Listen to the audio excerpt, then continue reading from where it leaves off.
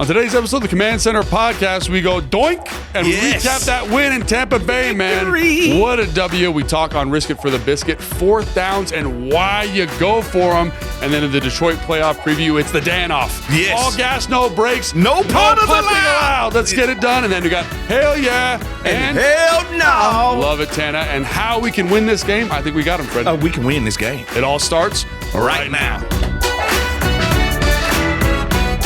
Welcome into the Command Center podcast. I'm Logan Pulse here with Fred Smoot and Santana Moss. And as always, we're presented by Cognier Technologies. Secure today, shape tomorrow. And boys, we got a playoff win. Shape tomorrow. And it's the first time in 400 years we've had a playoff win. You're no, right. I'm kidding. Since what? It's 2005, right? Since the playoff win. Yeah, which my is first year. Crazy. Think about where you were in 2000. I was a Viking at the time. Yeah. Where were you? We had to get him out of here so we can get a selfie. You were here, right? You know what I'm saying? I just got here. And then you brought me back and we lost in the playoffs. I was like graduating high school at the time. Well, I congratulations. swear to God. The hairline doesn't look like I look the oldest of everybody, but I'm actually the youngest. Yeah. So, obviously, really exciting to get the win. Let's start with, we're going to talk about Jaden Daniels here in detail in a second. Yeah. But, like, high-level thoughts on the win. I think really good performance on both sides of the football, but anything you want to double-click on there? You got it, Tam? I think before I even talk about the play on the field, it was in the air, bro. It was something about when I arrived at Tampa, it didn't seem like we was finna go home. Not today. Not today. I mean, from the fans on my flight, from the hotel. I walked into the hotel and I'm like, this is a madhouse. Yeah. If they're for the game or it's for something else going on. Everywhere I went, I just felt victorious. I felt like we was already letting it be known that we coming out of this thing victorious tonight. Yeah. So, I mean, of course, those guys on the field went out there and did a great job. But, man, I think the fans alone, man, they set the tone. When I walked into that stadium, you couldn't tell me that we weren't going to have a good pregame show. The fans was right there. They was all into it. We made sure they got into it. We got into it. It made me have one of my best, nice, pregame shows. And I just felt like, man, these guys going to come out champs. Yeah, when you do the pregame show and everyone's singing and, like, chanting. And it was like, it felt like a home game. It did feel like a home game. I'm going to say this. I want to give the coaches props. Mm-hmm. Offensive coordinator, defensive coordinator.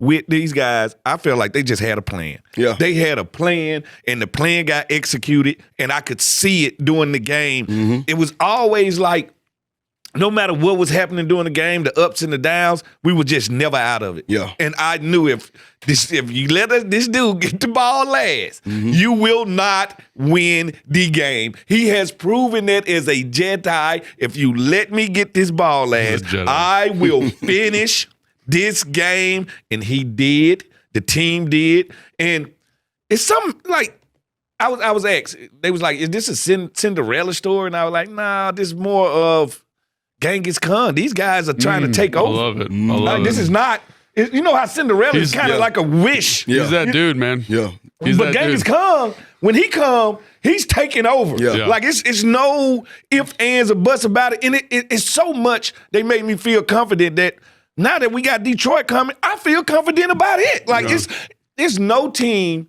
that I don't think this team has a chance to beat, and they earned it. I didn't give it to them. They earned it. They definitely earned it. And we're going to talk about Detroit here, and that's a good football team. We're going to talk about them a lot. But I think I want to double-click on something Fred said about the coaches. And I really love, like, we'll talk about Cliff, we'll talk about Joe Witt, but I'll start with Cliff. One thing that Cliff did that I absolutely loved was like, hey, we might not be able to run the football. In the pregame show, we talked about that, like how it's going to be tough to run the football. They want to stop the run. That's how they're built. But how do we get around it? We're going to run some screens. We're going to run some boots. Yeah. We're going to run some RPOs. We're going to find ways to kind of manufacture these yards. Yeah. Quarterback draw, right? Things that ended up kind of saying, hey, if we can't be successful down to down, we have other running the football. We have other ways to kind of manage that efficiency. And then I thought Joe Witt, man, like there was a couple big third downs in this game where they're one of them they're in a bracket, which they haven't run a lot of bracket this year. Yeah. And Mike Sanders still kind of falls off the bracket and almost picks that ball off, right? Yeah. They get in quarters on the next third down, play a nice quarters coverage. Bobby Wagner gets under the dig, and they just played a little bit differently than they did, a little bit of a game plan thing. Yeah. Yeah. And to your point, Fred, like that, obviously the players need to make it come to life. Yeah. But that was a big deal, I thought. And a big change up that I like that Wick did is something that we used to do when me and Champ was together all the time was we would take Champ, put him on the number 2 and say, you just take him, put me on the number 1, and we would double the number 1. And that's what we did in the second half. I was sitting in that thing like, okay, Fred done cursed him already. Let me go ahead and put that out there. He said that. It's the He first done thing. cursed- First thing he he said. done cursed Lattimore already.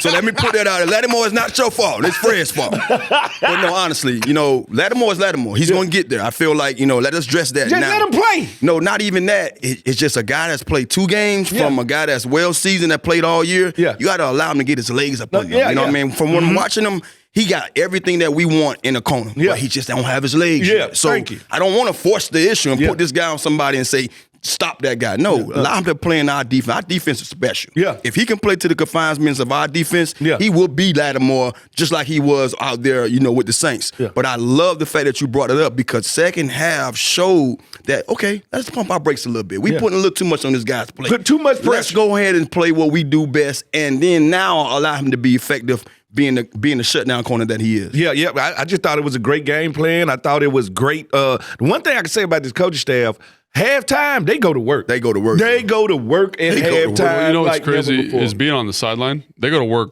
all the time. Yeah. Like they're constantly like, hey man, we're getting this. Like, let's make sure we tighten this alignment down, or we get this. Let's make sure we're ready if we call this. It's not like at halftime they do make adjustments at halftime, no doubt. But it's like they're. And you've been on the sideline too, like when the coach comes up to you and it's like, hey, this is what we did. Yeah. But I love when coaches come over and like, this is what they're doing. This is what we're thinking about doing. And offensively and defensively, like when I walk the sideline, they just do such a great job of being comprehensive like that. And so the other thing I want to say, Fred, to you and get your thought on this, and Tana too, obviously, is I felt like the defense, it wasn't a perfect day. Yeah. But they did a good job when they had to do it. Situational. Yeah, third down, red zone, and they got a Situational, turnover, yeah. right? And really, Yeah. that's the difference in the game. Yeah, I can say situational football is defense. Third down, fourth down, red zone, goal zone, and they did a good job of adjusting to it. Even with Baker, the one thing about Baker that makes him so hard to defend is he can be unpredictable. Yeah. All right? And That's a great point. And that sometimes works to his advantage, but sometimes it To his works. disadvantage. Yeah. So when you play against a quarterback like that, and it's like, all right, we can't be structured all the time. Like, we're going to have to kind of play as the play go on. And I feel like that's what they did a great job of. And you can only do that. And that's why he was so hard to stop week 1. Yeah. All right? You can only do that if I didn't play with you. Like, if I trust that, all right, I tell you I'm going to be here in this cover 2 invert, and you're going to be here. I need you to be here. But I can't do that unless we done did it 5, 6, 7, 8, 9 times. We was asked the question about, what did week 1, mean to this game? And B. Mitch immediately say nothing at all. And, he was right, because whatever you did throughout the season, you scrapped that. Now it's the postseason. But I said it meant the world, because this team hadn't played together and they didn't know what they was getting into. You had a bunch of guys on defense that was new. Then offensive, you had a young left tackle, young quarterback, and you had some other guys on the offensive line. All that's new. They hadn't played We have together. to understand each other first. They go through the season, have a one of the best seasons, in franchise history, but then now we face this team again. The thing that stood out the most, what you talked about with Baker, we kept him in that pocket. Yes. He couldn't, bro, we had him 7 times in the first game of the year and only sacked him once. Yeah. He broke freely 7 times and made a difference in drives, time after time after time. This time, he didn't do that. He wasn't able to make a difference. But one time, when he got, he got some help from our Armstrong pushing him into Bobby Wagner that everybody's Wanna showing act like now, they bold, trying to make it bold seem and like bold. he did something. Yeah. But that was the one time he broke the pocket where he just took the middle because we gave it to him. So to me, that stood out big, and that's how we was able to slow down their offense. Because if you think about it, week 1, we looked at it, it was like, man, this game got out of hand in week 1. Because Baker, he made things happen with his legs. Yes, he did. We did a great job week 1. Yeah. Being the first time out there on the field together, but we weren't able to stop him. And I think we did a great job doing that. And that's why their offense seemed stagnant. They couldn't get Bucky Irvin to I've be been saying, Bucky Irvin. great job on Bucky Irvin, because this dude is running that tater. Yeah. Like, and if they, I was afraid if they kept running that tater, like they could beat us. Because once you control, because what we did was, like you said, we manufactured these rush yards, but it also kept Baker on that side. I was going to say that we had good offense helped our defense. Yes. Our offense holding the ball for 9-something minutes, what it was, 17, 19 plays. That 92-yard drive. That 92-yard was the drive. stab right and there. you barely running the ball doing that. That was magnificent. Yeah. Yeah, and I'm just thinking about the first half, right? You get a punt, right? Really, like in that one, they get 3 points out of that whole thing, which is great. You know what I'm saying? Like it's so field goal first one, but you know what I'm saying? Like you're able to kind of make the plays when you got to make them, right? And then you get the turnover in the second half. You know what I mean? And it's because of how the offense is playing. I think the offense had 78 plays. Yeah.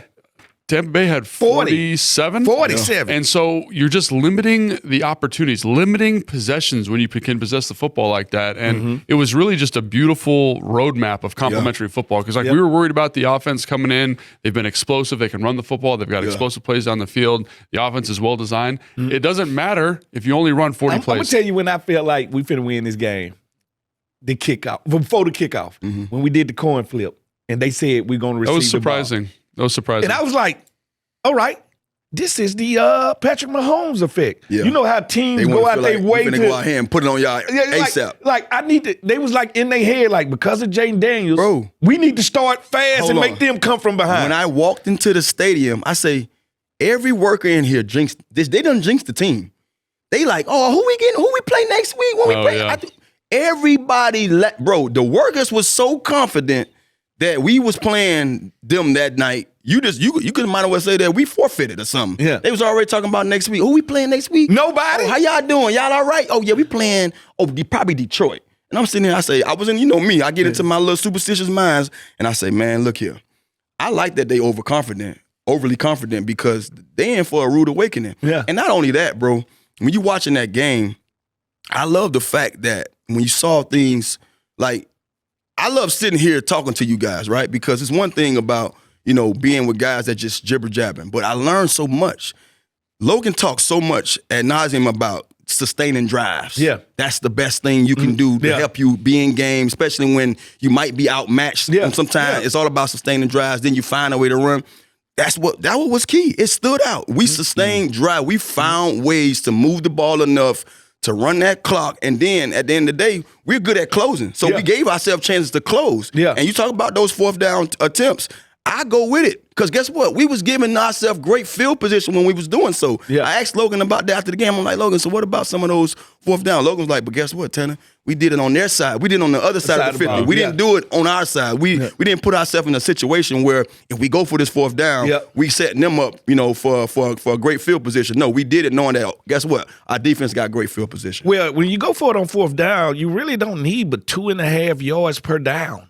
Yeah. All right, and as a defense, we're not, how should I say, we're not. It's like psychological. Yeah, like it's like a psychological. I ain't gonna say we check out on a fourth down. Yeah. We're shocked. Yeah, you almost shot. You almost like, damn. They're like all right, like it's an extra layer of. We're not. You can feel it. We feel fourth downs in a different way than It's people a panic. think we It's do. almost like a panic, like 2-point convergence. Like they going for 2 now. Yeah. we just let them score. Now they finna go for 2. So I feel the same way as an offensive guy going for it on fourth down and going for 2-point conversions. I almost feel like we have the advantage. Yeah, you do. because they don't know what we finna do. Yeah, we ain't got a clue. They want to get off the field right now. So let's talk about both these things. And so we're obviously going to talk about fourth down and the decision to go for it, Dan Quinn's decision in a second.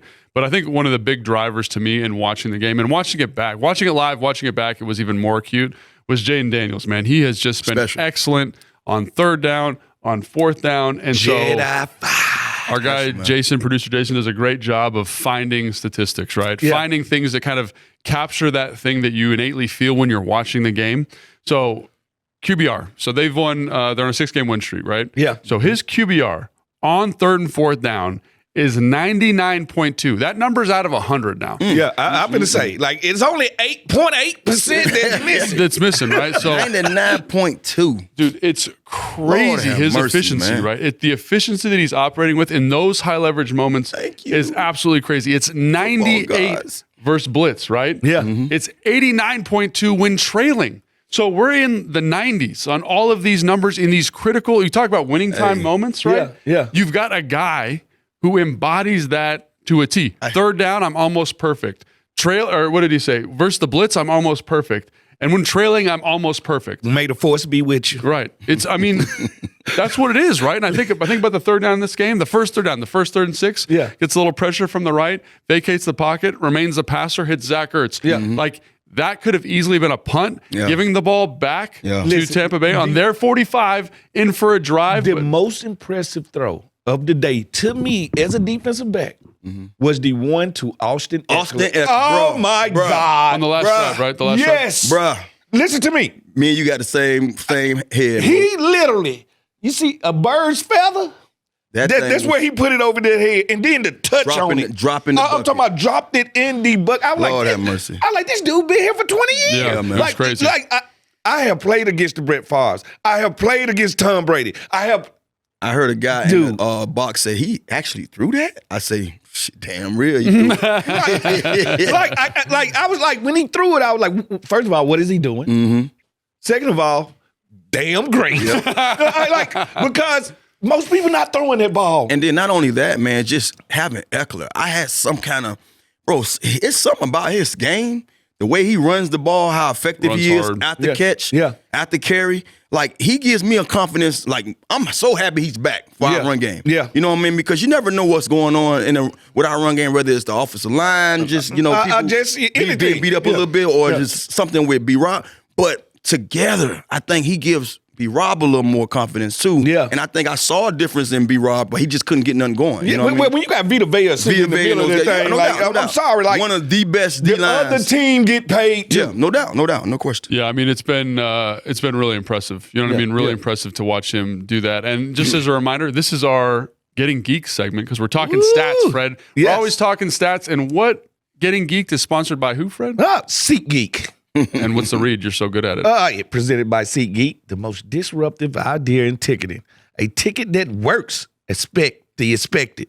SeatGeek. You're very disruptive. And so again, we're talking numbers, we're talking stats, we're talking third down percentages, and that's why, because we're getting geeked. So again, run game, we can talk about that in a second, but again, possessing the ball, Tana, I think about Talk to me. the ability, again, for him to convert on third down. There's a 3rd and 3 on that long drive where they run a little choice route. They have a 4-man rush, and Todd Bowles has been blitzing at about 50% this entire year, right? No blitz. No. There's a quarterback spy. Jaden does a great job staring right down the pipe, says, oh, you've got me. I know no one's got this choice right over here. So an OZ does a great, Tana, beautiful choice. Outside stem, gets the guy to play over the top of the corner. Back inside, strike, but understanding what you're presenting and what his presence gives you, right? You've got this guy who, for his entire career, Todd Bowles, has been a blitzing lunatic. I'm talking about light them up is what he does. But I told you that Patrick Mahomes, Jaden Daniels effect make people call games differently. It makes them panic a little bit. It makes them change their identity, and it makes them something that they're not. And when you do that, you give this guy and this offense a chance to be great. So I know you go with the numbers, Logan. What was the percentages from week 1 to the third first down? week? Yeah. Oh, I wish I did. No, as far as blitzes. Because, no, they blitz. Because my thing was, will 49% week 1. I'll tell you that. Okay, right so now. will he about change 30% it? Because sometimes when a guy say we showed him this, now let's make Show them him something expect it and different. then back out of it. So I was wondering, will we get that kind of, you know what I mean? That game played by the coaches. They did pressure, but on third down, it wasn't the same. Yeah. Like they were really aware of him as a runner. Yeah. Like there was a lot of spy. And you saw it early on, I think on the first. They had 2 spies most of the game. On the first 3rd and 2, right, where they go for it on 4th and 2 the next play. There's Levante David in a straight spy. Usually you don't see straight spies. He wasn't even trying to hide it. Yeah, straight spy. And usually now you'd see less straight spy because you lose zone defenders, right? And even if you're playing man coverage, you use that plug player that can kind of help out in certain inside breaking routes. So like that's the kind of focus and attention they were giving to Jaden Daniels. He's earned that. You know what I mean? He's earned that kind of attention, that focus. Another kind of crazy stat about Jaden Daniels. Okay, so he has had more games in his career with 0 punts and 0 turnovers, 3 that now, listen to me, Brady, Montana, Peyton Manning, and Mahomes combined. And this is 1 year for him. Yeah, I would say this is the worst he gonna ever be. Yeah. This is ground zero. For this kid to be doing this is different. Yeah, man. For him to be doing it in his own way. He does it in his own way. Like he's the type guy I could blink and he got 250 yards and I don't even know it. Downtown, I want to get some props to downtown De'Ami Brown. All right? He had a great game. Because I like that. He had downtown De'Ami Brown. And listen, he had one of those games that for a receiver is dangerous because it's like now I could do this every game. If you give me the chance to. Like, the one thing you don't want to give receivers, you don't give them the confidence like this. Not especially a guy that could actually run past you when he wants to. Like, so for him to come out there and have this game, because he's had his ups and downs of the year. He had a couple of drop touchdowns that he know he's supposed to have. And for him to have a complete game during the playoffs, man, that's a confidence I'm gonna give myself a little credit for that, man. You know, I went out there pregame. I went on the limb. You know, I had to take Not over. superstitious G. I had a takeover moment. But I understand the nuances when it comes to us as receivers. When somebody lifts us up, and even if we don't hear it, I put it in the air. Yeah. I talked about, our receiver core, about how, dynamic all these guys are or have been this year. Yep. And I spoke about it. I say, man, let it be said, De'Ami Brown is a game changer. Yeah. If he just step into that role and take it by the horns, he's a game changer. His ability to run, his catch radius, the things he can do in those short passes we've been getting, those slip screens, he showed he got 40 attempts this year. He caught 30 of them. I know half of them have been slip screens. So what? He's been producing and making yardage and moving the chains for us. So that's how I felt coming into this game about him. I'm like, man, he's a difference maker, man. If we allow him to be that, if he allowed himself to be that, man, Lord knows what can happen. Do you remember the receiver from Pitt, Antonio Brown? Yeah, Antonio Brown, that's my guy. He reminds me of him and De'Ami Brown, because I had to check Antonio. Probably body type. Body type. Body type and the way that they run. Yeah, but see, De'Ami's a lot faster. Yeah, Antonio could Brown run. he could put him up. He could put him up and down. He's a Miami guy. I know him. Yeah, know him well. Antonio had this. Antonio running like your boy, I told you, 17 from Pitt back in the day. He might not be as fast as him, but they on the same line when it comes to you know what I'm talking about. Yeah, I know exactly what you're talking about. So, but I was thrilled to see him go out there and be number 2. It was at one point in the game. He's so used to coming out. Yeah. He about to check himself out, and coach like, go back in there. Stay your ass in there, boy. Stay in there. Yeah, and critical receptions for him. I mean, like there's obviously the touchdown, which to me is like that Skinner concept, double post, bringing Terry across the formation. They forgot about him, on across, and they literally just dropped him. And like on that one, so the O-line had a hard time running the football this week, and so did the backs. But there were some moments in this game where the pass protection was absolutely. They pass protection was stellar, great. Fantastic. And on that play, he's back there. He's able to check the first post, able to check the high cross, get back to the, and it was just like, you don't see that very often. It's the same thing on Terry's touchdown. And again, it's to Fred's point, it's the Jaden Daniels effect because you're not getting a pressure. In this critical moment where Todd Bowles is going to pressure all the time, he's like, I can't do it. I can't do it. Did you see the touch on Terry's touchdown? Bro, like over the middle, hands and bodies all up in there. And I would say Terry came back to the ball. Terry ran the end route. Yeah. And look, it's so thank you, football gods again. I keep praising my football gods. I gotta thank them because I'm sitting there. When I saw the corner go out, the first thing I say, B Mitch, I'm gonna light 32 up. Yeah. I don't know what they playing. If they got somebody over the top of him, I want to see it. Yeah. The first route that Terry ran, he didn't even look at Terry. I don't even know what. I think it was a go route. I say, Coach, he was already off. Yeah. I said, I would have pressured him like I'm going to go. Come back. I'm running a stop, comebacks, curl, you name it. Hitches. I'm doing everything to threaten this guy with Terry speed, sit him down. Because that's what they were doing to us. They were taking advantage of how soft we was outside. Yeah. They running quick outs. They running those 10-yard outs. Take what we give you. Bingo. So they saw the Cowboys do that to us early this year. So they say, okay, if these guys are going to be soft, we're going to do this. When 32 came in the game, I'm like, scrap what we doing.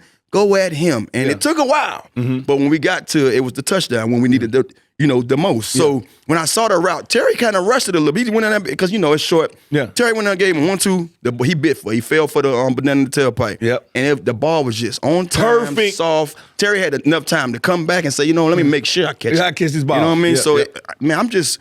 Bro. On that one too, Tana, like he's working to the offensive right. He's working to... That's where Jaden is looking. Yeah, they're working kind of like that jerk route. Remember that jerk route where you come in the middle and then you take off? And so they're trying to work that, but it's not there. He can reset, protection's excellent, and then delivers a great ball. So again, like offensive line, talking about physicality, run game, whatever, but they, from a pass protection standpoint, they did a great job. And Poetry in Motion is watching Southeast, Sam Cosme, Pool. And your boy. I love to watch him pull. Hey. Like when he pulls around these corners, he is coming to destroy somebody. You can tell that Biotis wasn't all the way himself. Yeah. But bro, he did a great job, man. Especially on that fourth, third down late in the game where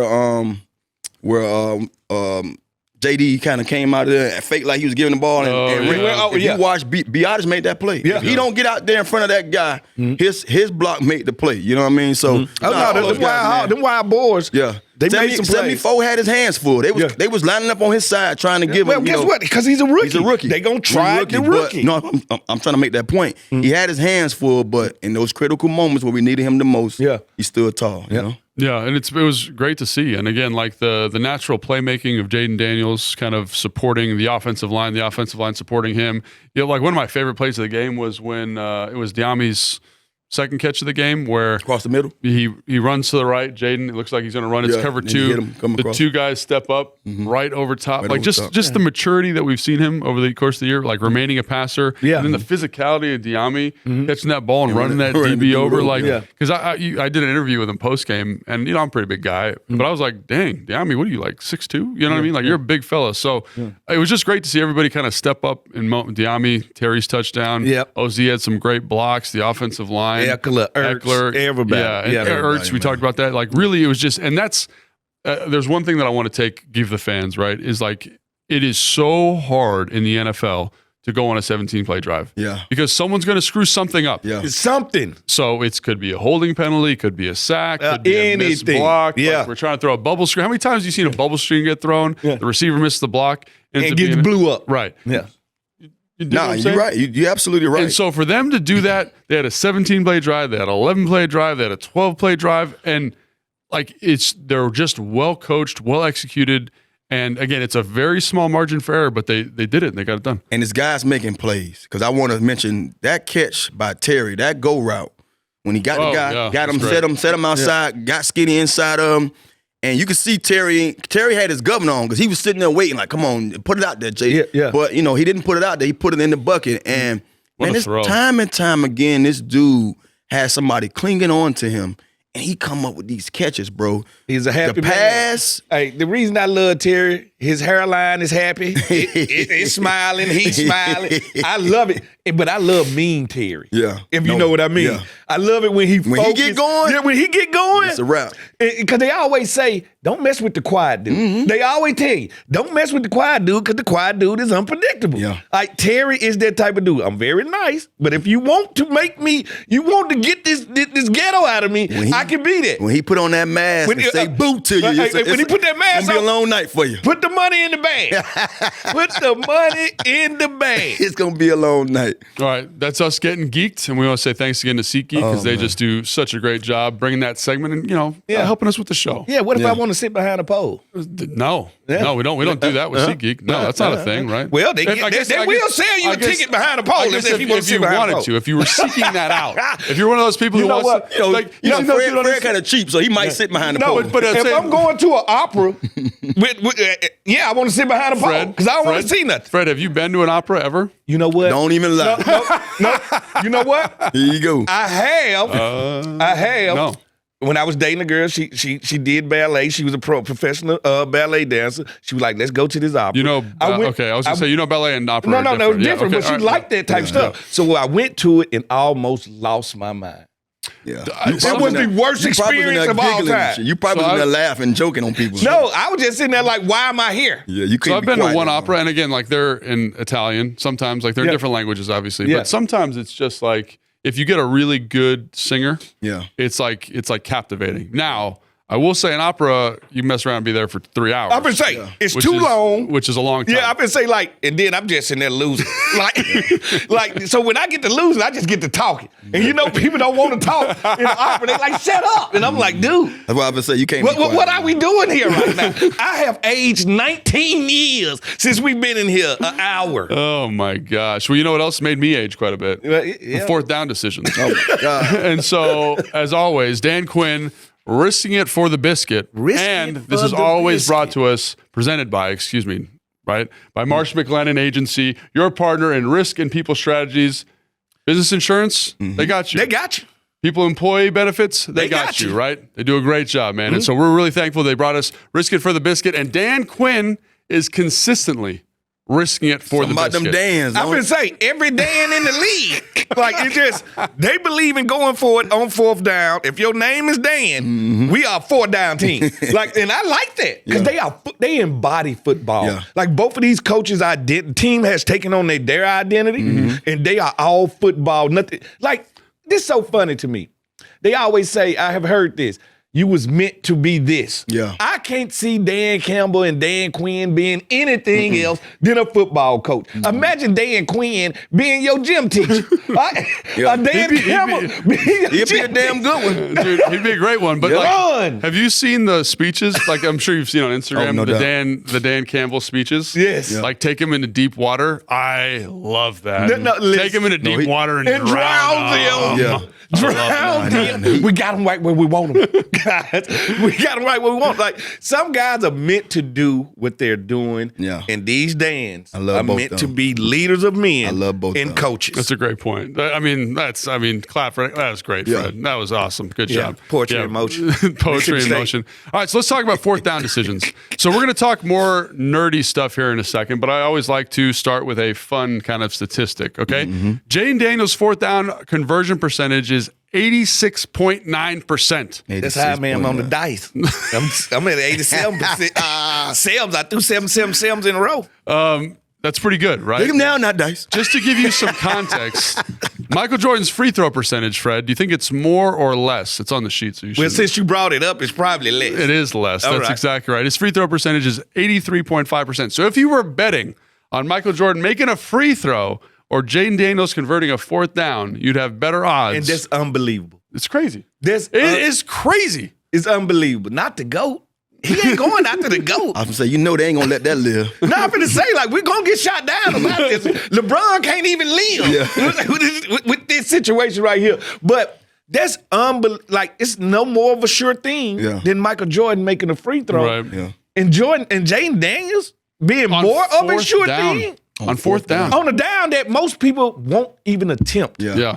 It's unbelievable. But I think when you look at it, half of it is, how amazing he is with his legs, and then, you fail to realize that this dude he's as accurate as the best of them. Yeah. And I mean, at this time in his career, first season as a rookie, he's been thrown into more small windows than I've seen in a long time from any quarterback. That's why I said he was That's Randall why I say Cunningham. you kind of When look I said at him, it man. earlier. Yeah. I was like, he's Randall Cunningham to me because Randall could sling that Yeah, he thing. can sling it. But then you forget about their legs. And then you focus on their legs and you forget that He can they throw. accurate. Yeah. So Yeah. it's like, damn if I do, damned if I don't.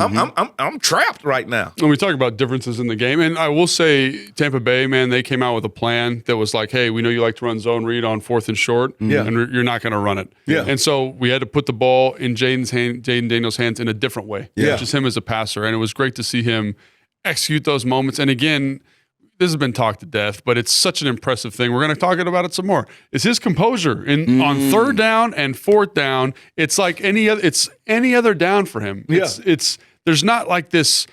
You've probably been a part of some offenses, Tanner, where you're just like, we're going for it on 4th down, and everyone's like Hypersensitive. tight. Everybody hypersensitive in those situations. Yeah. No, he comes like I wish I could be in the huddle with him. Yeah. Because I bet he got just the calmest. I mean, you huddle. can see it on watching the game. I mean, you just see his demeanor doesn't change. You know, and he's telling everybody else, calm down, let's go. Calm Come on. down. It's gonna Come on, be get right okay. here. Let's go. Yeah. And not only that, if you just watch some of the key moments in games where he don't know what's going on, but he's on the sideline, demeanor don't change. Ice cold, just sit. He didn't even know we won the game. He was sitting there looking.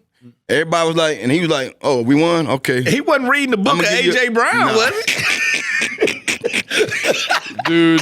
So he was trying to say that he brings that. To his credit, he has done it before. He did it against us. He brings it out. No, he had it. He did it had against it on the us. sideline against us. He did it. And get what? They lost. No, they did lose, but he had a good game. So to his credit, he's not lying. I've never seen him do it before. That's No, why. I never either. But I saw the receipts. I saw the receipts. They No, posted he's done it. pictures He's of him, done it before. and he done it plenty of times. And guess what? As a diva receiver, if that takes your diva away, Yeah, I was finna say, so be it. For him being as obnoxious as he can be to some quarterbacks, I think it's a good thing to kind of woosah, you know. I wish I would have thought of that. Santana. I would have had green eggs and ham or whatever eating that during the game. It calms me down. Yeah, Dr. Seuss. Could you imagine?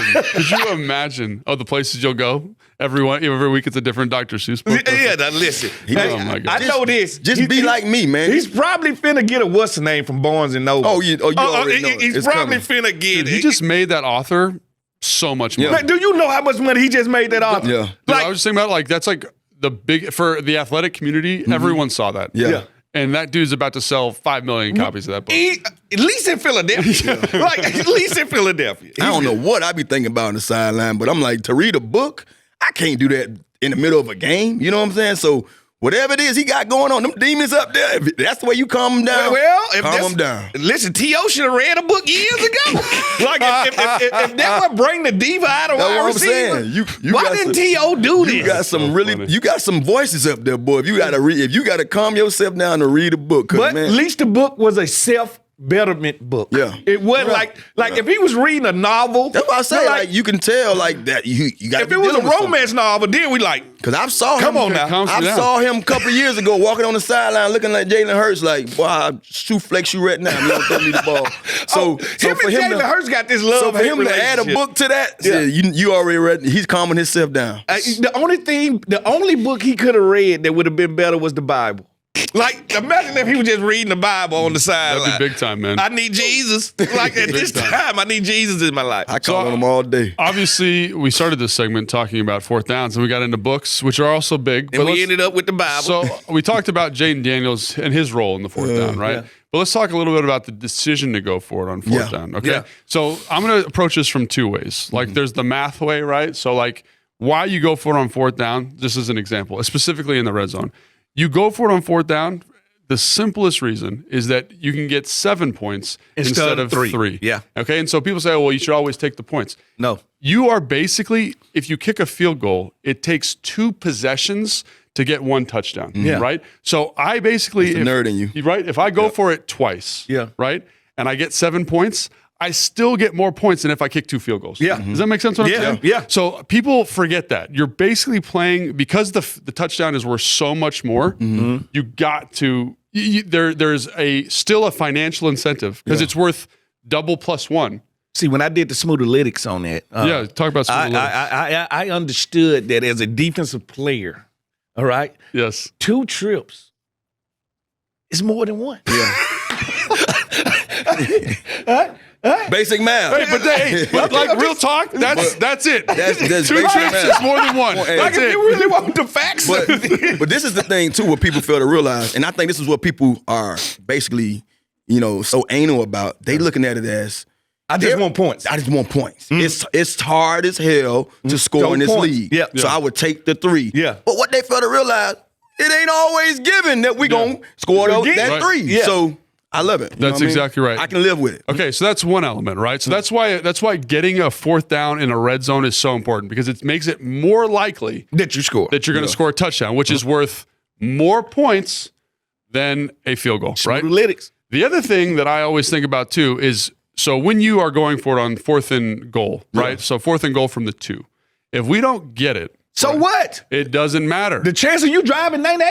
But people say, oh, you should have taken 3. But No. listen to this, right? So if I kick a field goal, right, and then I kick off to the opposing team, they get the ball At the 25 or the 30. 25 to the 30-yard line. Yeah. They are, I think it's like 45% likelihood of them scoring a touchdown from that position. Yeah. You know what it is from them being backed up? Ooh. It's 5%. Yeah. Wow. So they're going to go 3 and out. They're going to punt it to me. I'm going to get It's the short field. Better on a field. short field, and then I'm going to have a 50% chance of scoring a touchdown. Yeah. So when you look at the aggregate math, Just love Logan and his Ooh, brain. UCLA. Aggregate Lord, have mercy. in the red zone, you should almost always go for it. Yeah. Now, there are exceptions to this. Now, if you're at like the 35-yard line, Yeah, go right? and kick a field goal. a field goal, right? Because if you give it back to them, then Yeah. they can go down and score, right? Yeah. And then there's that weird kind of no man's area where it's like you don't get the value of a punt. Yeah. You know what I'm saying? Yeah, like yeah. if The goal zone. Yeah, there's like that goal zone where you would also go for it. But in the red zone, which I forget how many of them were in the red zone, I think all of them. Yeah.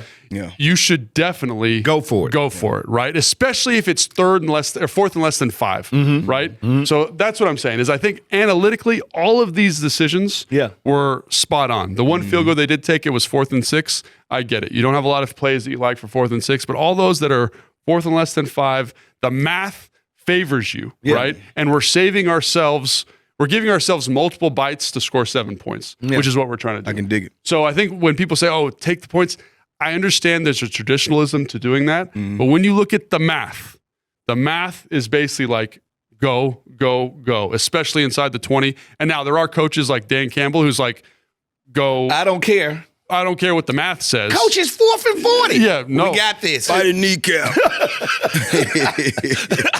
So I think like the Dan Campbell thing is interesting because he's actually just playing into what his team wants. Yes. Like the mentality of his team. And he said something I think is great from a football standpoint. He's like, my offense right now is significantly better than my defense. I want them deciding games. Yes. So I'm going to go for more 4th downs. Yes. I don't know if the Commanders are there yet. Yeah. But they're close. All right, just the guy, Jason, what we got? I want to ask you a question. Okay. With all this math, Yes. what happens if we play out all these situations in this game and we kick field goals instead of go for it? It's funny you asked that. How does that play You out? put that on here. Yeah. And I think that's a great stat because I was going to get to that. But basically, okay, so twice they failed on a 4th down, right? Twice they succeeded. That's 4 points. If you kick 4 field goals, how many points is that? 12. 12. And if you score 2 touchdowns, how many points is that? 14. 14. And that illustrates the point we were making at the beginning, right? Yeah. If you kick field goals, it's really 12 points. It's 12 points, right? Yeah. It's 12 points, and it's you take you're basically every time you do that, you're saying this offense now has one possession to catch up. Yes. Right? Because it takes You always going to be the possession back. correct. Yes. Because 2 drives that lead to field goals, right? Yep. Kick 2 field goals at 6 points. 1 drive Smooth analytics. leads to 7 points. And you're going to win the game. So when I look at every single decision that Dan made in this game to go for it on 4th down, I got a bunch of people on Instagram being like, this is stupid.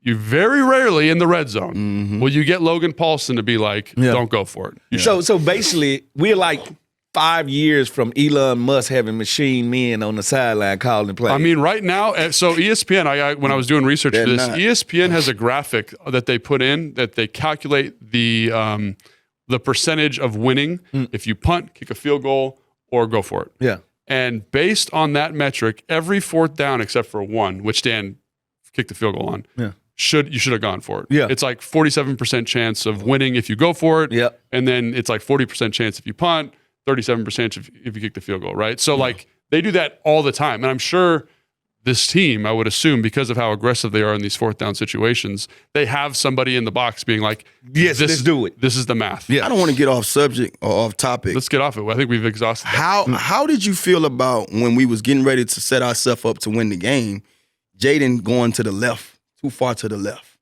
and kneeling instead of just taking it and kneeling right now? So No, I think the kicker told him this is where I feel good kicking So from. why you still hit the pole? imagine if see what I'm saying? Imagine if they hadn't gone left. But that's what I'm where saying. where Yeah, that ball had gone. if he would have stayed right. But not because if you think about it, the other 2 he made earlier that game, straight down the middle, and we was in probably practically in the middle of the field. Yeah. So I'm like to myself, like, why this particular down? You wanted it. I really do think Coach Quinn asked him, where do you want me to put it, on the left hash or the right hash? And I think he said left That's hash. me saying to myself, when you kicked it down the middle when we was in the middle of the field, he had no problem. Went straight down the middle. Now we over here, you have to hang it a little more out. Yeah. Because you don't want to kick it down the middle and it bends. Yeah. And you miss it on the left side. But I'm like, I think us as athletes, we'll never understand kickers. we'll never understand it. Yeah, we'll never understand kickers. It ain't for us to understand. All right, yeah. So I'm glad you brought up the kicking thing because it kind of goes back to that 4th down thing. Yeah. Right. So if you kick 4 field goals, right? If you take the points, right, it's 18-20, right? And you're kicking to win the game or to lose the game. When you go for it, what was the score? 2020. So even if you miss the field goal, which We still got football to play. we still got football to play, right? And I think, like, again, that's just where you can't be in the moment. You can't be in the moment of 3 points. Yeah. You got to think, what gives me the best chance to be winning this football game late? Now, if you miss all the 4th downs, Yeah.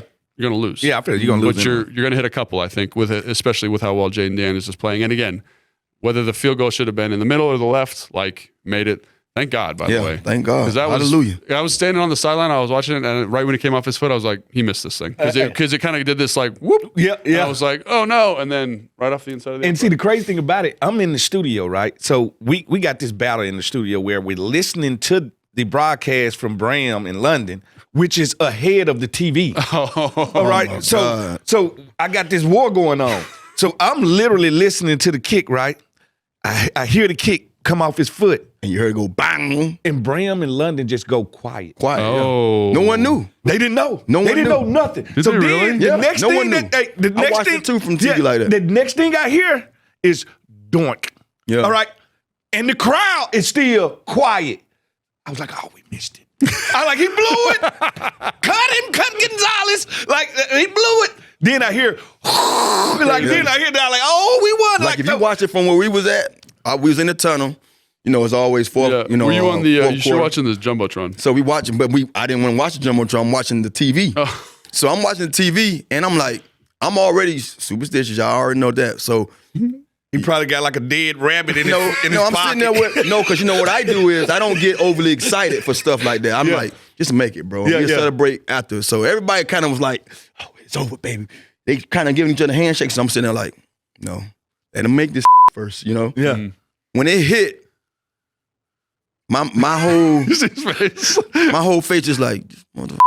And then it say, It looked like one of the children just he told him I made need it. $5. Hey, when he said he made it, I was like, oh, this he tried to miss it. You know, I immediately went to like, he tried to lose the game. You Well, know? especially because the field goal he made was an absolute laser beam. That's what I'm saying, He bro. kicked the hell out of that thing, and then I was like, "Oh, this is easy." Maybe it was Tress When Way I since saw, he hadn't look, played all day. Maybe when I Tress saw plays the ball. antics, I was the one before anyone started posting about it. Yeah. When he was walking on the field, I was like, bro, I asked BC, I said, BC, if he touch his head one more time, It ain't gonna be no hair left. without putting that damn helmet on, Yeah. I know something. And that right there already shook me because I never knew about what he had going The on. OCD. Because So I OCD. didn't know nothing about the OCD. So when I saw that, I'm like, oh crap, this man is nervous. Yeah. And so that's what made me really kind of get buckled down. I was like, man, let me see, let me watch this. You know what's funny is I've been on the sideline every single game this year. I've never seen him do Never that. seen it do it, yeah. Never seen him do it. So it was Well, weird. it was come on, playoffs. Yeah. We haven't been here in Yeah. 100 years, and it's all on Win Gonzalez. I know he does do it, like Yeah. he does, but like it's just one of those things where it's like, You ain't paying attention. yeah, I didn't see him do it, and Yeah. then so like to see the whole, I've seen him take his shoe off, I've seen him do all that Yeah. before,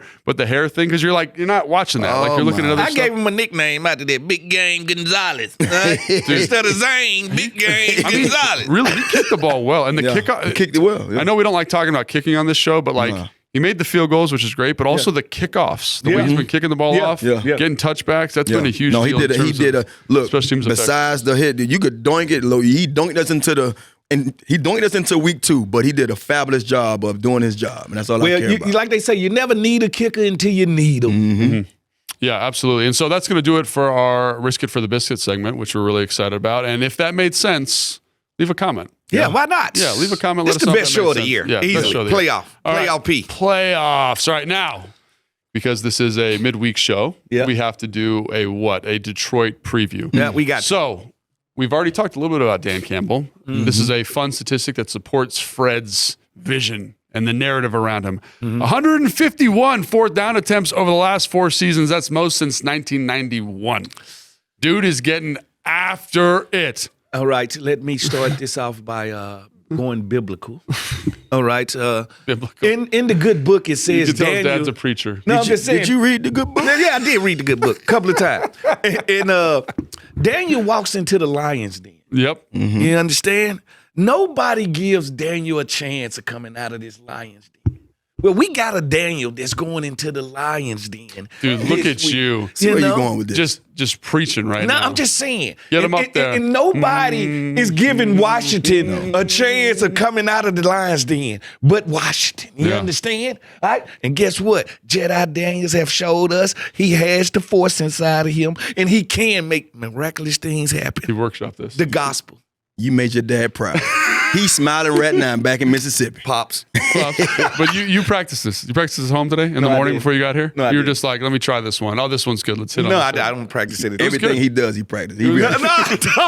I don't like to think that. No, He I don't rehearsed. practice nothing. It just comes out. It was good, man. I just throw up. It is a Lion's Den for sure. Obviously, the home crowd there is Damn going to be sure. crazy. But I think the thing that gives this Lion its teeth is the offense, man. Yeah, it's all offensive. The offense is really good. They have 2,000-yard receivers. Amon-Ra St. Brown obviously is a special football player. Yeah. He's second in the league in receptions, 115. Named after a god. He's fifth in yards. He's third in touchdowns behind. You want to guess? Terry McLaurin. Terry McLaurin. And CD Lamb. Jamar Chase. Jamar Chase. Yeah, so really Jamar good Chase, company so to be good. behind there. So good. And then they also have Jamison Williams, who is Fast. Take the top off of anything. Listen, So- he's a Corvette. dude. I was watching the what game was that? The Chicago game. Mm-hmm. They're in cover 3. Yeah. It's first down, and they're running. Remember old Miami where you run the high cross and you high run the cross, post? yeah. Aldrick Robinson used to run it all the I time. love that. I love And that. I have not seen anybody do this in a long time, but he just ran a post, and there's a post safety, and just ran past Ran past. by him. Yeah. Yeah. And then Jared Goff arm punts this thing and catches it for an 80-yard touchdown. Bro, and he runs so effortlessly. Yeah. I mean, it's just like And that's scary for a DB. it's like he know it too, because he be ready to already celebrate. He just runs by you with a calmness. I don't and get then it. watching him run a post, watching him run a go, and then watching him run a comeback. Yeah. His ability to snap down with as Yeah. fast as he is very impressive. So obviously 2 dynamic receivers, Jahmyr Gibbs, special football player, 1,400 yards rushing, 16 touchdowns. He's first in the NFL, 517 yards receiving. Like he's third in the NFL with that. Like they are. Sam Laporta's on the offense. They are High-powered. legitly. Listen, their offense is so good that the old line score touchdowns. Like they got like 5 offensive linemen that didn't score touchdowns this year. It's unbelievable. Like being on, I have never seen an offense where everybody scored. Yeah. Like, Everybody scores. Like everybody, like number 63, like I got a touchdown too. Like everybody had scored. Like imagine there's a defense breaking down the field. Like we got to stop 73 too. And, like everybody in the Dude, score. they tried. They threw a hook and ladder last To week a Washington. to a tackle. They Yeah. threw a hook and ladder to get to. Just know to they coming Williams. out with all the stops. You hear me? They tried to get Penei Sewell to throw a touchdown a couple weeks ago. They bringing out all the stops, bro. So they got a lot of stuff Scary team. in the book. But Fred, it's almost like you read my mind. They've got all these playmakers, but the biggest quote unquote playmaking group for me is the offensive line. They move people. They move people. They are They moving can pass company. protect, and the way they use Penei Sewell is incredible. Like they were running like a little like lead play, and the backside double team's got to get to the middle linebacker, who was Fred Warner in this play. But instead of doing that, they were able to pull him, and he's so fast. He's able to run down Fred Warner, get a piece of the linebacker, and Jahmyr Gibbs breaks it off for 30 yards. Like they can move those pieces around. They can pass protect. Like there's times where it's like, how did they disperse the field this way? How did they get so much space in this concept? And you're like, oh, he's holding the ball for 3 seconds. Yeah. And then Jared Goff rips an absolute laser beam because the protection is so good, right? Yep. They have the highest third and long conversion percentage in the NFL. It's 30%. Like they are a good, dangerous, dynamic 3 guys in football a team. truck moving company. That's what that offensive line is. 3 guys in a truck. I will say their left guard's having a hard time though. Their left guard, number 60, is having a tough year. But everybody else on their group is in the blue. They're playing really well. It's an awesome group. Talk to me, Fred. You were saying this at the top of the show. Jared Goff. Yeah. What do you think about him? He's Rodney Dangerfield of football. They don't give him no respect, and all he does is go out there and win. He's dangerous, and because he doesn't use his legs like the new generation quarterbacks, nobody ever want to elevate him and say, dude, I have to remind people, he's already been to a Super Bowl. Like, let's not act like he hasn't accomplished these things. Jared Goff is legit as they get. He's scary to any defensive back out there, and people need to put some respect on this dude's name. No question. Second in the NFL in passing. Second in the NFL pass. And I think one of the reasons that stands out to me why they don't give him enough credit, because in those critical moments where there's playoff games, Super Bowls, turns the ball over. And when you turn the ball, when you have that about yourself, we done saw the quarterbacks that have that effect on them. When you have that's riding against your game, it's hard to overcome that as a team. Yeah. It's hard. You can be the 5,000 yard passer year in and year out and get to the postseason, and when you turn that ball over and stop your team from being explosive and being as special as this team has been year after year, that's going to be your crutch. That's going to be your handicap. And so I think that will stand out the most. I love Goff too. I hated the way they, kind of like kicked him to the curb out of, LA. Yeah. But for him to go out here in Detroit where no one wanted to go. Hey, he is Detroit. That's what I'm saying. Nobody respects Detroit. No quarterback would have wanted to be replaced that way to go to this. I mean, you go from this sexy LA team with Sean McVay coming in here as the boy wonder, and with all this high flower, offense and everything he got to go say, okay, you know what? This guy couldn't do it over there, so I'm gonna send you over there to Detroit, and to now make Detroit his team look better than what the other guy who won the Super Bowl where your team was at. Yeah. Look better than what they got going on. It kind of worked out well for both. It worked out well for both of them. Great. But come on, Detroit is the abyss. Yeah. I ran into a runaway dog. Say he thinking about leaving Detroit. Like Detroit is the abyss. Like you see how we get so far from what we're talking about with this dude, man. No, I'm just saying. Like you ain't met nobody in the last 5 years that say, you know what, I'm about to move to Detroit. Yeah, you're right. You're right. But no, I just just to get back to what I'm trying, the point I'm trying to make. I think that's his crutch. To me, I watch why he doesn't get the respect. I watch big games from him, and it's be like, damn, he had one of them moments where you blink and it's three interceptions. You're like, damn, Goff, what are you doing? You know what I'm saying? Yeah. So I went back and watched not all of his throws because there's a lot. There's like 400, so I'm not going to do that. But I watched all his throws from the last 6 games, and the thing about him is he is confident, he's decisive, but sometimes he's a little bit too confident. He's a little bit too decisive. Like because he got that arm cannon. Yeah. So like for example, like there's like a bow concept, right, where you get a deep in and then a 5-yard sit, and you're kind of reading the hook player, and he is going to throw that dig regardless. Like it's almost like he's throwing with his eyes closed. Yeah. Like that's how confident he is. It's going to be open, and so sometimes there's a defender right there, and it's like, okay, don't do that. You know what I'm saying? Yeah. But so to Tana's point, like his physical talent, his confidence in himself, it leads to these opportunities where you can catch the football. Yeah. And he'll give it to you. And I wonder if he's so confident because he knows I'd rather take a chance of throwing to the spot that I believe that my guy's going to be at than sit here and hold his ball knowing because I can't do it because I can't run. I can't get out the pocket and do anything. So I'm not as special when things break down. When you move me off my spot. But if I can get this ball to this spot and sometimes pray and wing in a prayer that it's no one there, 9 times out of 10, the guy's going to get the ball on time and be able to do something with it. I was going to say, like, it works out for him because he's had an extremely productive season, extremely productive last couple of years. But that is something that I'm like, he does hold the ball in the pocket. He's going to let it rip. He does turn the ball over in the pocket. Like, he's not, because he's always trying to throw it. Yeah. So there's been a couple of, like, turnover-worthy opportunities this year where people have hit him from the blind side. The ball's come out. Yeah. And so you're talking about ways to beat this team. Yeah. Yeah. We're going to talk about the offense here in a second, which I think is maybe the best way. Yeah. But, like, he will give you opportunities. Yeah. So I was going to ask you, and that's why I said I love asking you questions. Defensively, what do you do to make it cloudy or muddy for him? So what I would do, so we can have that. So effect. I think everyone's first knee-jerk reaction is like, we got to stop the run, and I get that. But to me, you got to limit the explosive play. Yeah. You got to limit the explosive play. Cover four, and some more cover 4. And like, I'm okay with you running the football. I'm daring you as the Detroit Lions. Yeah. I'm daring the play caller over there to say like, hey, Be patient. We're going to go on a 14-play drive. Yeah. They don't like that. They don't like that. And so I'm just going to wait. I'm going to wait. We're going to get you to a 3rd and 8, and we got to win. Yeah. We got to win the 3rd and 8, hold you to a field goal. And I think that's it. Because initially everyone's like, because they run the heck out of the football. Yeah. And that's fine. They're good at running the football. They run outside zone, inside zone. Anything you can think of, they run it, and they're good at it. They got blocking tight ends. They got a fullback. They've got an excellent offensive line. They've got 2 dynamic runners. They eat kneecaps. Yes. And I'm just saying, if you serve kneecaps in the cafeteria, shit, you're going to run the ball. So 100%. So to me, my thought was like, stop the run. But then I'm like, I don't want these receivers to cut loose. I don't want them over the top. Yeah. I want to make you earn it. So we're gonna put the mouthpiece in. We're gonna be making tackles from depth. We're gonna tackle in space and keep just you in front of me and say you got to be patient. And that sucks sometimes defensively. But flip that over is if you get a 3rd down and you win. Yeah. Our offense possess the football. Ball, yes. Dan, be so aggressive on fourth down. Bend but don't break on defense. Yes. Offense, do you. Yes.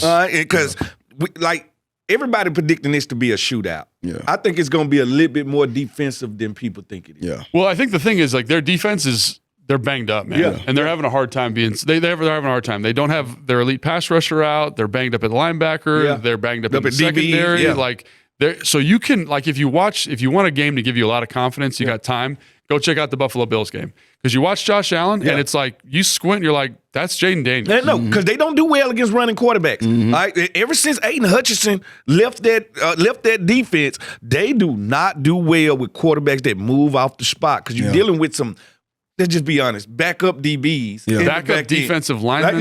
Like Everybody. Linebackers Linebackers kind of, they don't have no just depth beat there. up. Yeah. And so I think, like, when you're like, Jaden can extend the play like that. Yeah. Jaden can make this throw. Yeah. And because there's space in the back end, they can't get a pass rush. They're leveraging the back end. So that's the side that's got to win the game for you, right?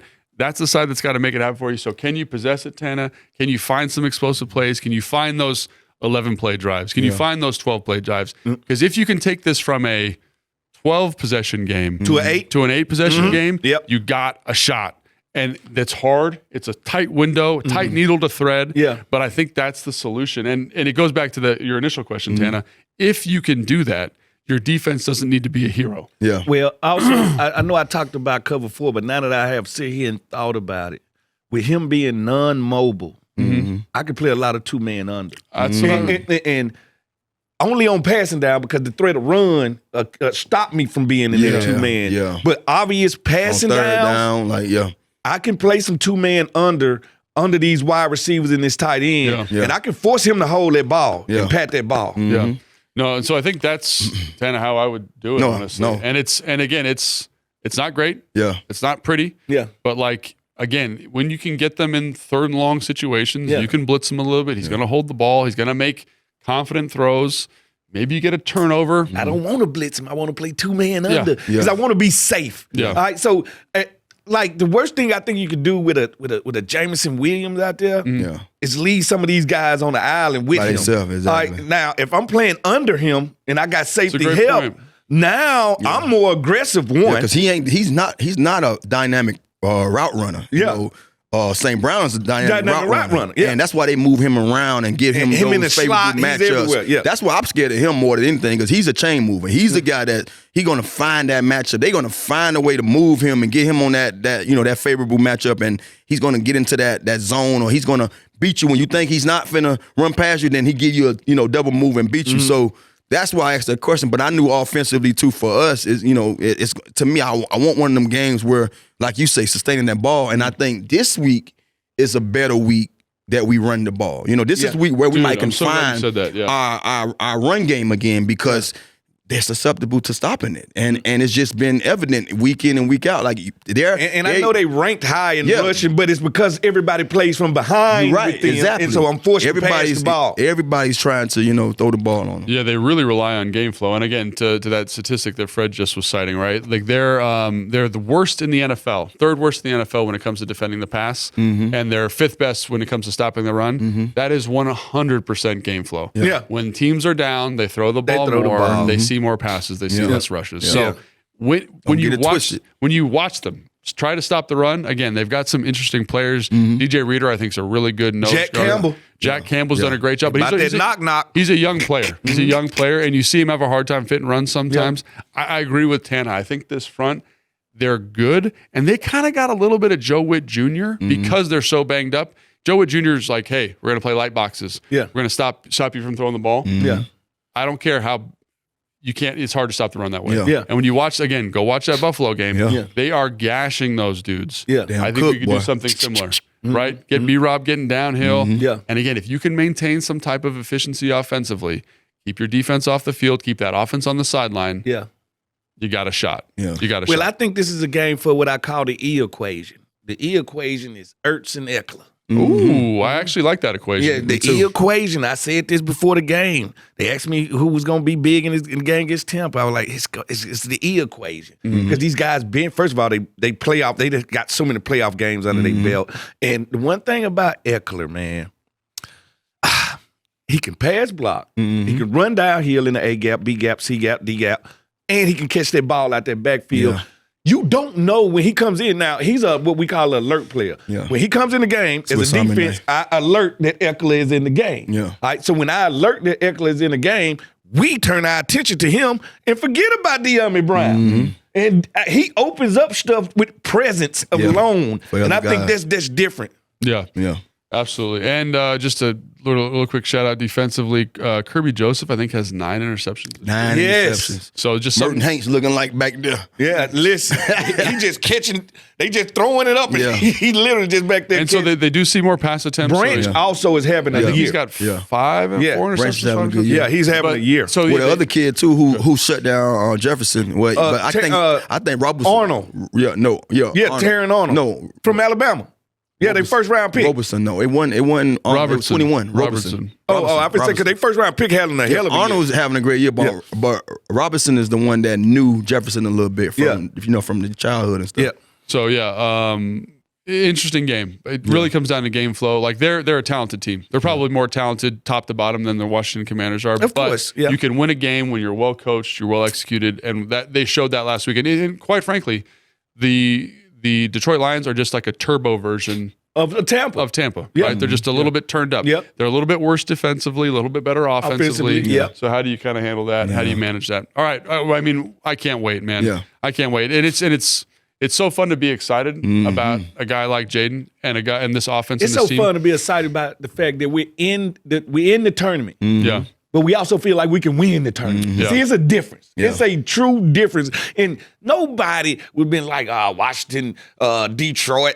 Oh, we got a chance. Yeah, you got a we got a chance to dance with them. Yeah, we do. You got to play the game. That's exactly Yeah. right. All right, now it's time for the fan favorite segment. Hell yeah, or Hell no. Dude, that's getting so good, guys. All right, Jaden Daniels is the leading rusher on Washington this weekend versus Detroit Lions. I want to say it because he's been so magical these last 6 games. I think this is the game B-Rob and Eckler enforce They get their back will. into it. And I'm going to say, I hate to say this, Hell no. hell no. Hell no. Hell no. Hell no. Nah, no. I see one of those guys. I see one of our backs having a day.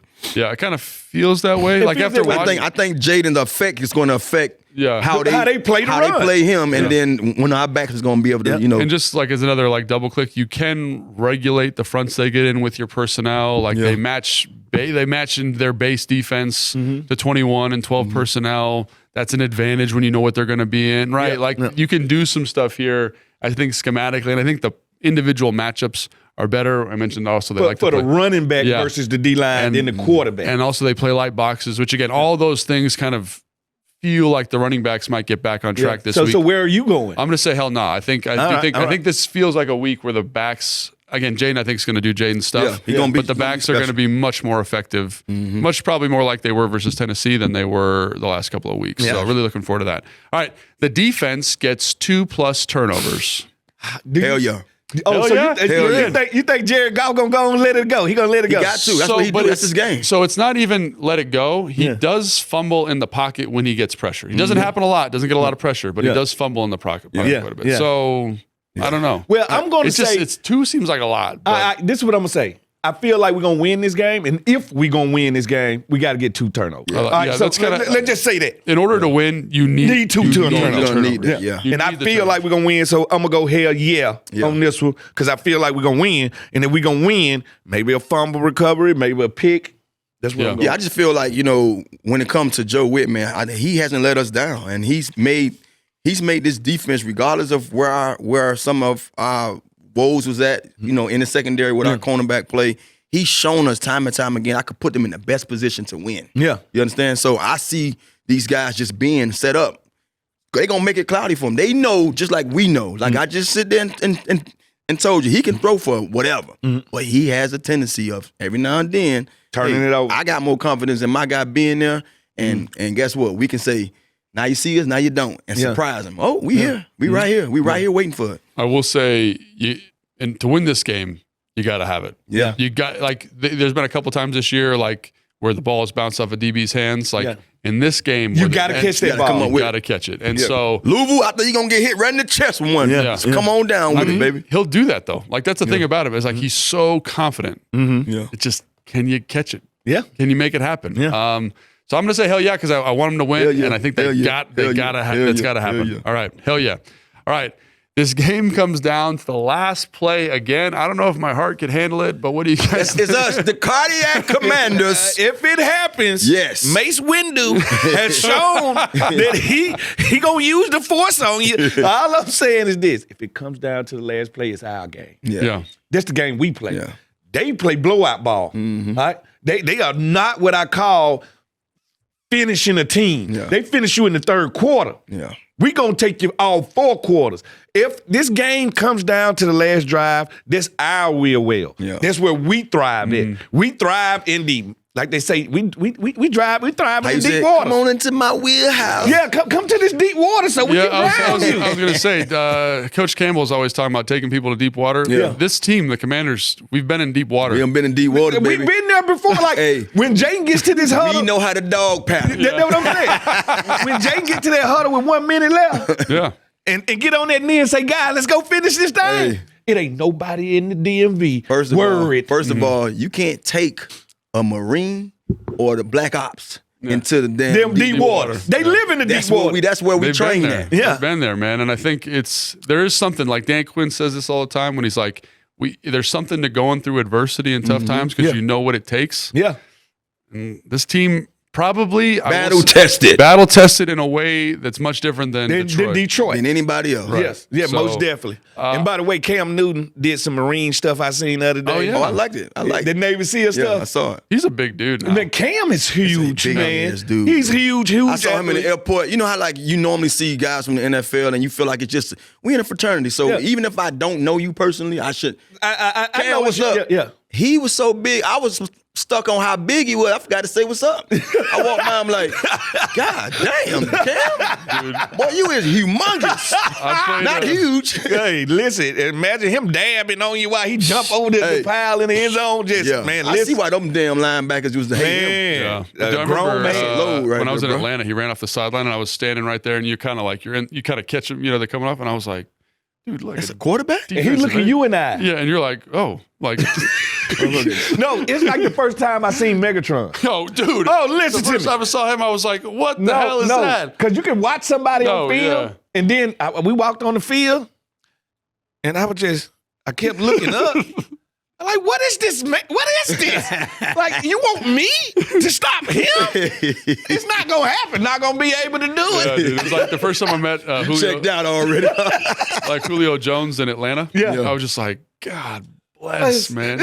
You are so Who big. made you? Yeah. Like, hey, man. Like, So it's so funny. There's something that you do when you're doing draft stuff. You know what I Yeah. mean? You're watching all these different prospects and you go see them in person. And there's something, it's going to sound weird, but there's something to the width and the height of an NFL back. Yeah. It's a different caliber of human being. oh, no, it And is. these people we're talking about definitely fit that. No, they fit. They are oddities. Yeah. Like Brandon Jacobs. Cheating. That's what you do when you playing Madden. You like, I'm finna make a player. Yeah. I make Brandon Jacobs. Yeah, absolutely. All right. So I think that's going to do it for today's show.